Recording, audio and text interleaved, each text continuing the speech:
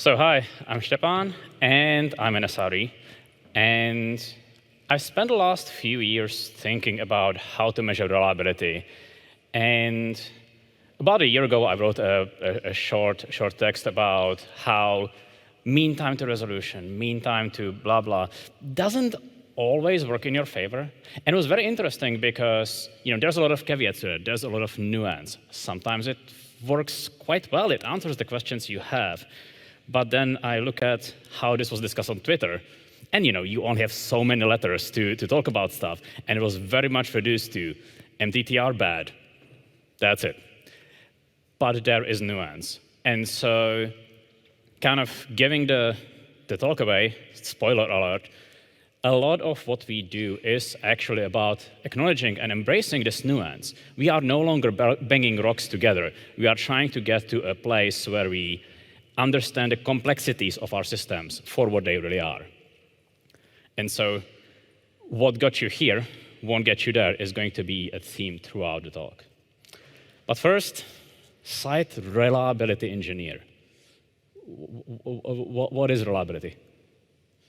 It's kind of fuzzy. Like, how do you know your service is reliable? How do you really understand that this is what's happening? And for the purposes of this talk, I'm going to go with a couple of various ways to think about it. And the first one is, it's a lagging indicator. It's something that the user has perceived the system was doing, or as it were, not doing for them.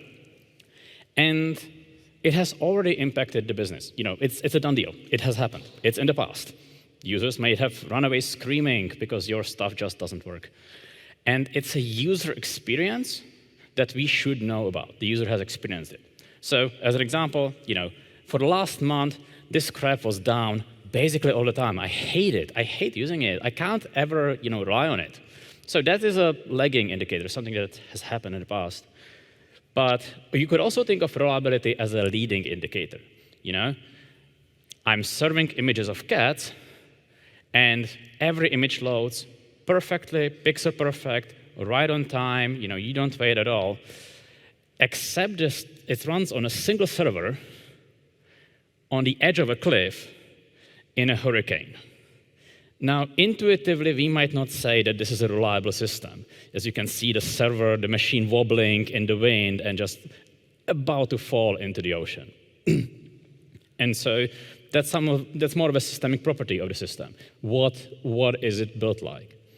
And that's really, really important, and we talk about system design a lot, and I'll let people who are good at it talk about that, and instead I'll focus on the measuring on what has happened. Not to dismiss system design, obviously, but I only have so many minutes, and I need to pick my battles. So how do we know what the user has perceived? How do we measure reliability? And there's literature out there. There's plenty. So the literature would tell you, go and define your SLIs and SLOs. That would be the DLDR. And again, this is not a talk about how to do SLIs or SLOs, but just to recap the model that you might have seen in the books that are much more dedicated to this, and I would encourage you to read them. SLI stands for Service Level Indicator, and it's typically time series data that tells you how good the service was of your cat image server. And typically this is from maybe your logs, your serving logs, or maybe it's from your monitoring telemetry that periodically samples your data. And so you might have something like, this is how many 500s I'm serving over a period of time, and also I happen to have the number of how many requests I've had total. Or you might be even reducing it from a tuple to just a single number, a ratio. 97% of the requests were served in under 200 milliseconds. So very simple pieces of data. And then you have SLOs, which are basically some predicate, some mathematical function on top of this data. So in this example, you have the sum of all successful requests for some value of successful over the total requests. And that's a set, that's a set of things that happen, set of requests. So you take the cardinality and you sum it over a window. and it's greater than an objective. And what you say is, oh yeah, last month we failed our SLO, or we passed our SLO, so hit our SLO, whatever you say. The interesting thing is, there's a lot of free parameters here, like a lot of things that we need to decide. So the window, do I look at monthly SLO, quarterly, secondly? The objective itself, of course, it's a topic of match discussion. How many nines? But why is it nines? And a little bit less obvious is how often you even evaluate this predicate and what do you do about it. Like, if you have decided it's aligned to calendar quarters, then that kind of defines it for you.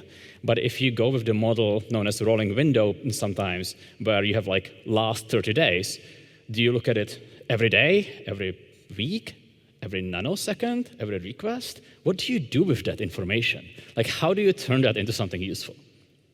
And so it's a model that has some, open questions to it, and that's fine. But our goal is to answer questions about reliability, right? When we say we measure reliability, we don't just do it willy-nilly. Like the quote from Richard Hemming, I really like it. The purpose of computing is insight, not numbers. If you are just producing numbers, you are not actually helping very much. You're, in fact, confusing things by having more numbers to look at. And so we need answers. But the questions we have differ based on where we are.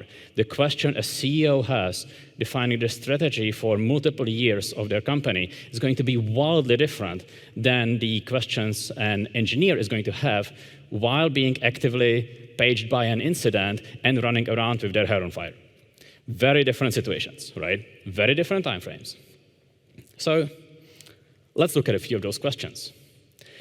This list is neither comprehensive nor particularly useful, but it is an illustration, right? I went around, I asked a bunch of people, hey, what do you think would you need to know in reliability? And I got like 25 different things, which don't fit on a slide. So I picked 5 that I hoped would resonate with the broadest audience. But obviously, companies differ, products differ, your mileage will definitely vary. And on the right-hand side, as you're reading maybe the questions, on the right-hand side is a graph, which is kind of weird. The vertical axis is the number of, let's say, SLIs, or maybe number of products or product features that you consider as you're making decisions. Again, an on-call engineer is probably looking at fewer things during mitigation of an incident than a CEO who is doing company-wide strategy for reliability, I should say. And on the horizontal axis, there's also the time component.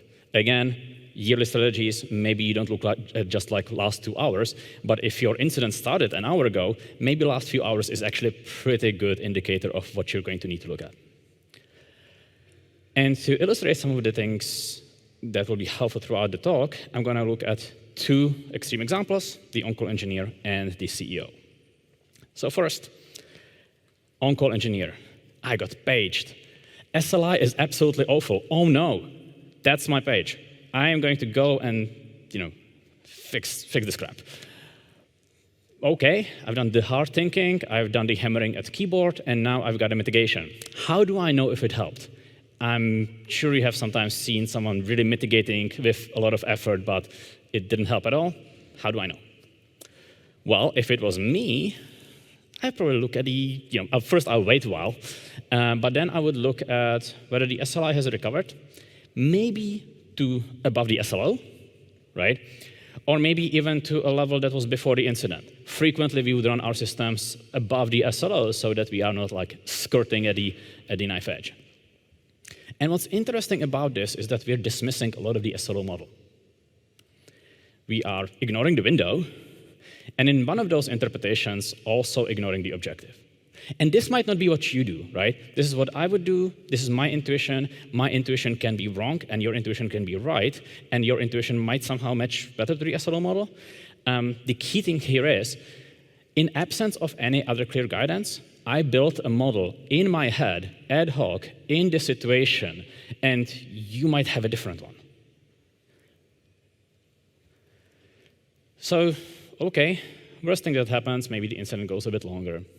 Let's look at another example. CEO is confused and wondering, oh my God, how's the reliability of my company going? Is it trending upwards? Is it trending downwards? Do I need to do some sort of a reliability pivot of sorts? How do they know? Can they use your reliability data to make the decision? And maybe this is comparing how many incidents you had, or comparing how many SLOs were met over a period of time, month over month, quarter over quarter, whichever. So let's look at that. Let's imagine we have a company with the beautifully round number of 200 SLOs, and we have January, February, March. That's kind of the time frame we're looking at because it really fits nicely into slides. And in January, 3 SLOs were violated. They were not met. In February, it was 4, and in March, it was 12. So are we getting less reliable? Well, naively, yeah, we are. 12 SLOs out of 200, that's probably someone is going to ask any questions. And rightfully so. What happened in those 12 cases? Is our stuff really, really broken? But that might not be the full answer.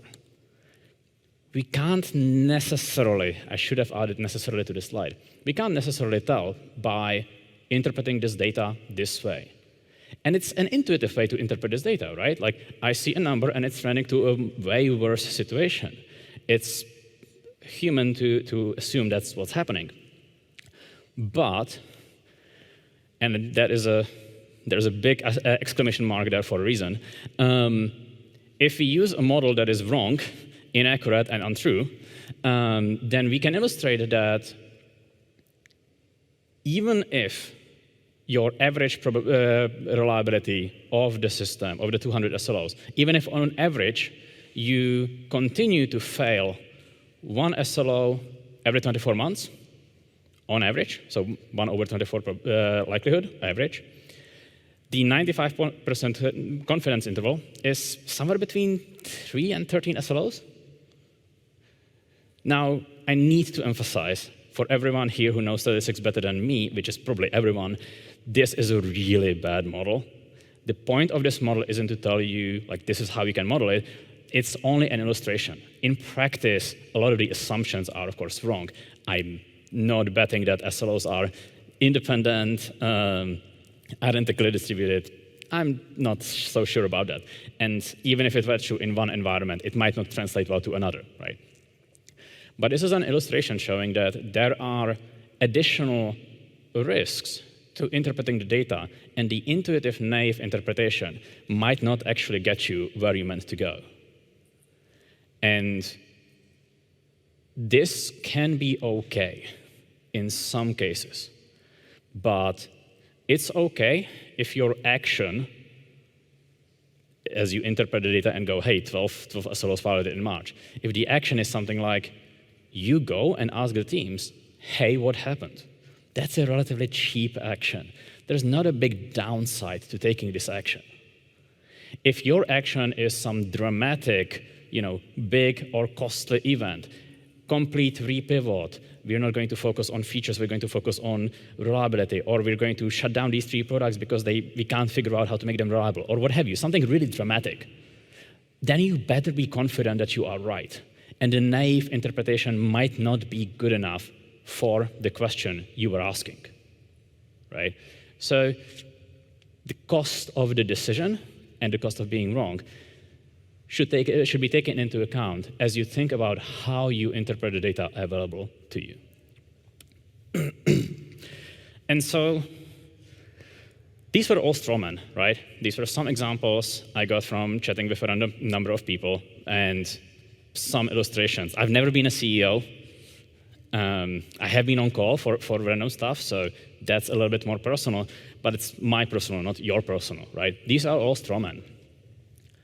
But in all of these cases, there were some questions which are fairly reasonable, and we didn't have a model to answer them. Someone had to go and ad hoc figure it out and didn't have something to look at.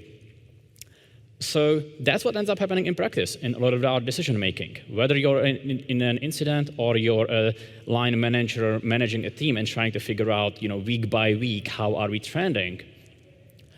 And The SLI and SLO model helped us do better in understanding reliability, but it can only get us so far. Clearly, we need more models if we want to answer these questions.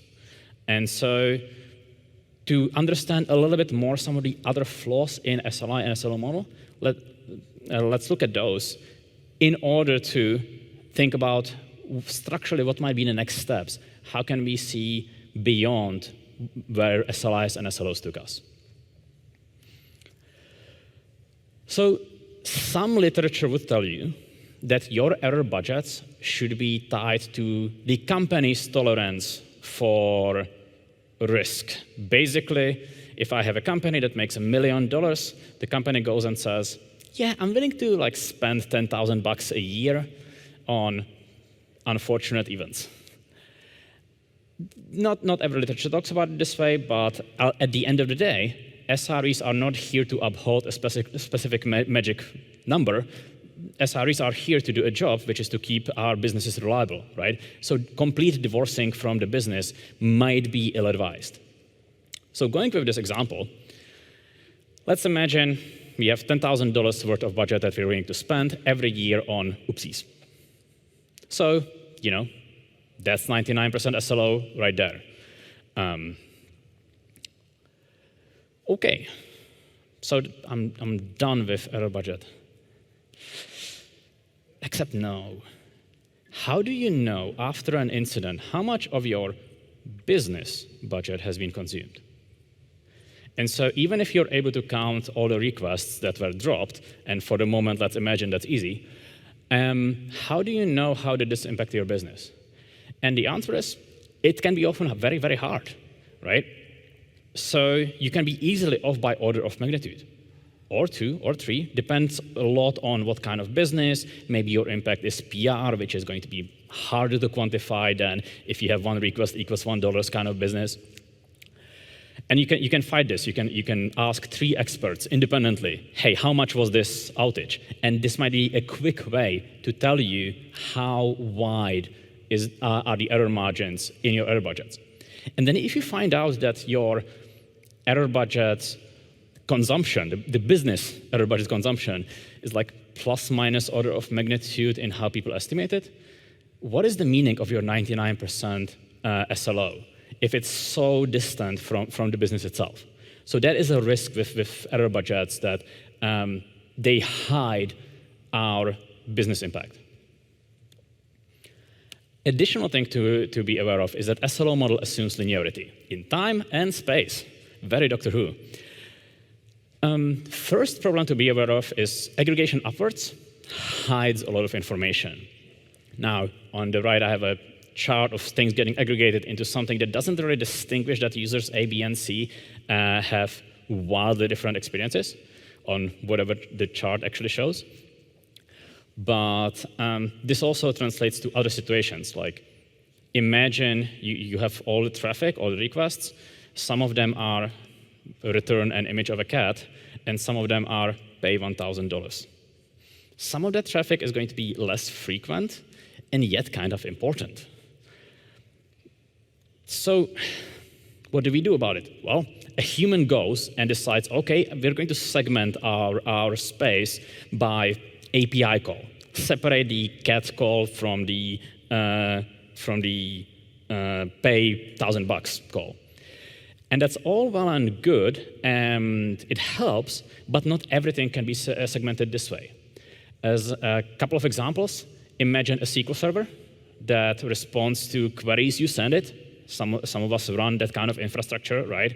And there's a huge variance between select one and an extremely complicated query with a lot of data sources. How are you going to segment them? How are you going to set different expectations? Another example might be encoding video. There are so many formats and so many nuances to formats out there that what if you forget a format? It never succeeds. What if you forget an important segment? So you might not always be able to capture the right dimensions up front as a human. It becomes untractable. It also assumes linearity in time, and that is exciting. If you have 1,000 one-minute outages, or one 1,000-minute outage, or two 1,000-minute half outages, that is the same for the model. That might not be the same for your customers and your users and your business. And even the SLIs themselves, they're kind of okay data. Like in practice, what do we use? Well, probably like logs or metrics from our monitoring. And really, this boils down to some requirements that we have. We probably want high sample rate. We probably want low cost to sample and interpret that sample. You know, HTTP 500 bad, HTTP 200 good. How about HTTP 404? Flame wars have been fought over that. And we also want low sampling latency. If you find out that you have been unreliable 2 years ago, maybe not going to do you much good. But that means that we're missing out on a lot of sources. And some of the sources I'm sure you are using in your day-to-day to some degree. But what about complaints on social media? What about crowdsourced outage reporting that some sites support? What about direct customer feedback? People go out of their way, they spend their time to tell you that something is broken. Now, sometimes they are wrong about it. Much like sometimes the 404 is good and sometimes that is bad. But it's valuable signal. It covers all of the edge cases. And so it's worth not ignoring. In fact, could we integrate that into our day-to-day in a more structured way? Maybe go beyond searching on Twitter for my service down. And so this talk is not about whether SLIs or SLOs are good or bad. I don't even think that's a good question to ask. Like, we are here to do a job, right? And so the question is, are they a tool that advance your job so that you can do what you meant to do better? And for that, you need to understand your needs. So far, I've been talking pretty much exclusively about using data to answer some questions about your system. That might not be the only need. Maybe you have a need to communicate between very disjoint parties. Maybe you need to communicate between your SREs and your product managers and your legal department. And that will require a communication channel that is easily understood, can cross boundaries of these professions, and being a little bit wrong, missing out on some of the nuance, is actually the right call because you are able to advance those conversations, right? So understand your needs. Here I've been very narrow in understanding reliability and answering questions with the data. So this talk is about understanding the limits and talking about how you can build better tools for this. This word I've learned has many different meanings, and so I included a quote from Wikipedia, the best source of information in the world. Operationalization defines fuzzy concepts so as to make it clearly distinguishable, measurable, and understandable by empirical observation. So at the beginning, I've asked, how do you know your service is reliable? That is a fuzzy concept. The process that changes that into something that you can empirically measure is operationalization. Blah, blah, blah. So what can this mean in practice? In these 3 simple steps. Step 1, identify your question. What are you trying to figure out of your data? Again, this is not touching the communication across boundaries or many other use cases you might have. Some are generic. Should we wake up the on-caller because stuff is broken and it's on fire? And try to be really precise in how you frame it. For example, what is on the slide here is not very precise at all. And then the tricky part, build a model. A model is a scary word. Figure out how to take the input data and spit out an answer. Something that tells you, okay, we probably should wake up the on-caller if our available telemetry looks like that. And it's really hard, right? Like even after an incident or after someone gets paged, you take 3 engineers, you put them in a room, and you get 4 answers to whether someone should have been alerted or not. You know, yes, no, maybe later, maybe earlier. There's been a lot of talk about machine learning techniques. I'll leave that aside. There was a great paper by Todd Underwood and Steve Ross about this, I think a couple of years back. I really encourage you to read it. And once you have the model, how do you know it's any good? You backtest it. So for Boolean questions, should we have alerted someone? Yes, no. And there's a little bit of nuance, like maybe later, maybe earlier. But this helps you identify shortcomings of the model and iterate and iterate. The good news is we're kind of already doing this. SLO alerting is something that you can find a lot of people talking about this, a lot of articles, a lot of text, a lot of opinions, and a lot of very different math. And that math is that model, right? And it's convenient because we make that decision frequently. There's various unusual behavior analysis going on, and you might have seen it in your favorite monitoring system. There was a talk at SREcon last year about beyond Goldilocks reliability. Word of caution, though, speaking of the cost of being wrong, unusual does not mean bad. So the same numeric method that you use for advising you while you're debugging things, it's OK for it to be wrong a little. If the same thing is used to wake you up, you might be very grumpy very quickly. High-level decisions are really hard because we don't do them frequently, and even with perfect hindsight, we don't actually know what should have happened often enough.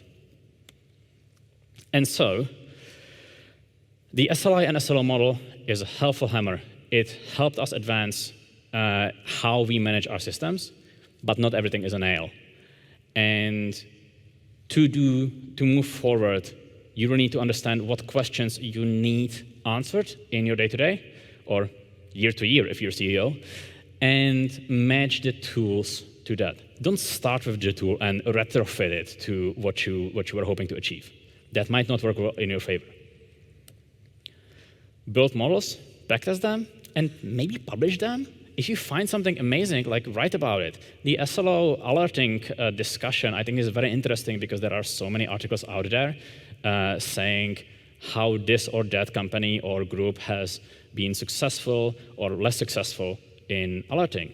I think that we should do this a lot more for harder questions, harder decisions, and be really aware of the cost of being wrong and be ready for being wrong. Your alerting will never be 100% accurate. Your more complex questions will probably be even harder to make accurate. And if you can, identify new or external data, for lack of better phrasing, in your reliability day-to-day practice. Because there is a real risk of navel-gazing when you look at your reliability data. You only see what you see. Sounds like tautology. The first rule of Tautology Club is the first rule of Tautology Club. If you miss out on what other parties, what your customers, what your very grumpy users are telling you, you will have a blind spot. You will always have the risk of forgetting, oh no, what about that video format? Oh no, what should I be doing with these outliers? Oh no, what if I forget a customer? My service never works for a customer, and I'm still 99.9% available. That is a nightmare scenario, and you need to find out about it. And so with that, that's the talk.